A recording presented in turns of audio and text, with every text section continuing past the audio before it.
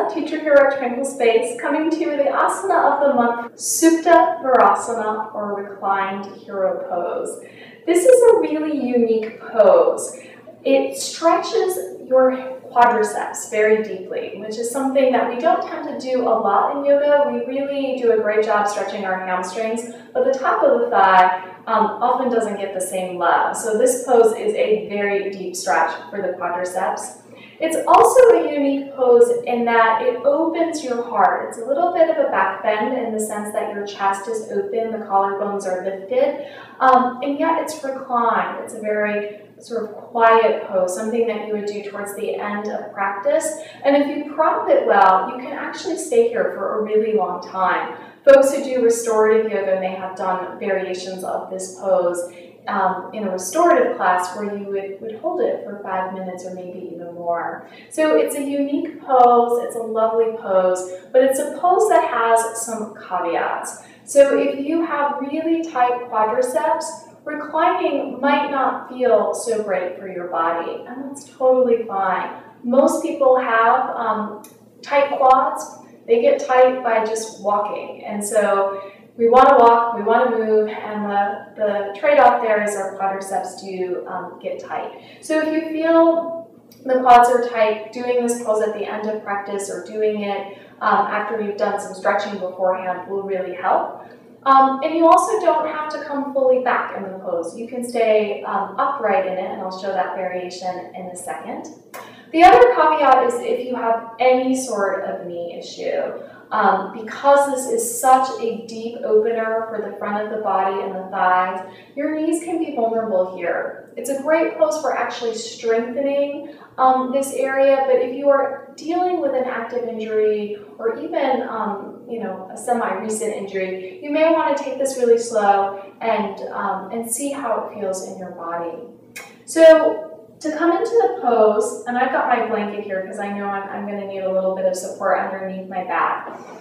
When you come into the pose, and in Virasana, half hero pose, you're going to sit on your heels. So this is a great option. You can work with a pose here.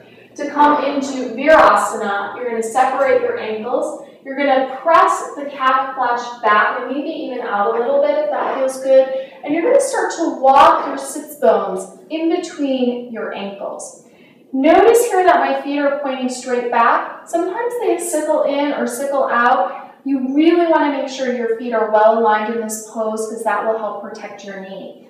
My knees are together. In the traditional variation of this pose, the classic variation, you keep your knees together, which gets harder to do as you start to lean back. And then from here, you can hold right here in Virasana, or if you want to start to lean back, engage your legs, bring your hands behind you, start to lock on your forearms, and you can hold here in sort of a semi-reclined position.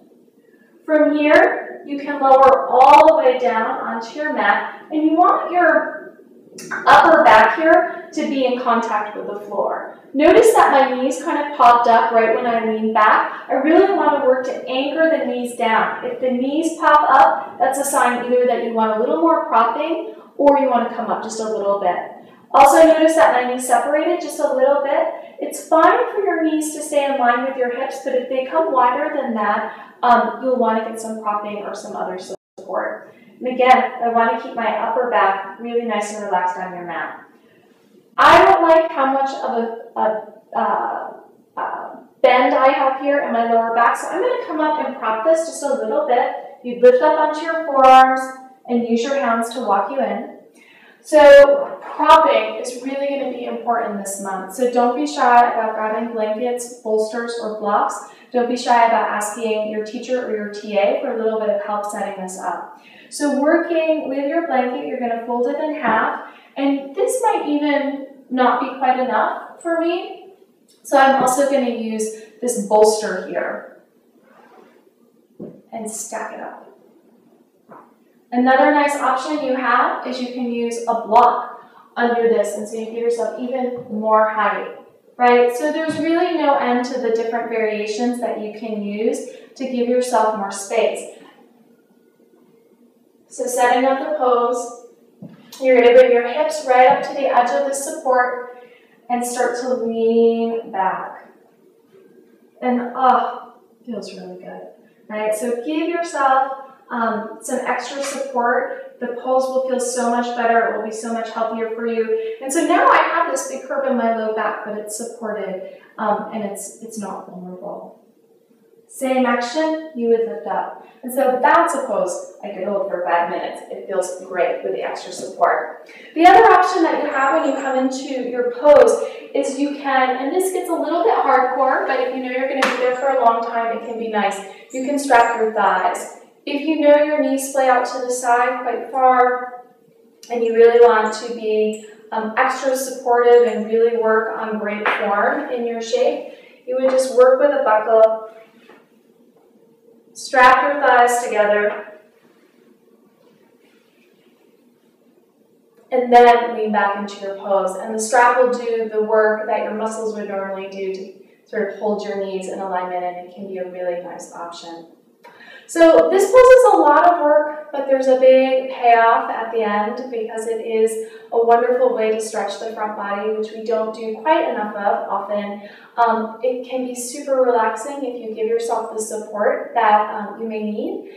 And enjoy. Namaste.